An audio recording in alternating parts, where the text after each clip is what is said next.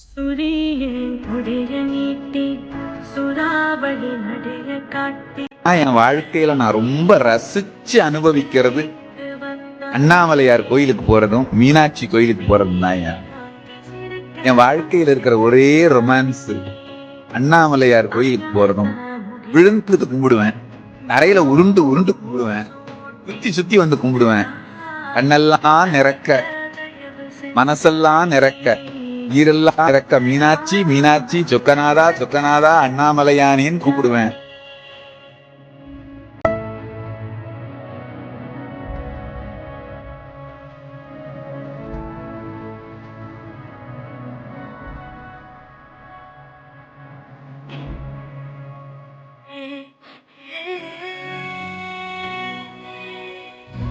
வாடாவான் மத்தூரத்து போர் செய்வான் ஒருத்தங்க ஒருத்தங்க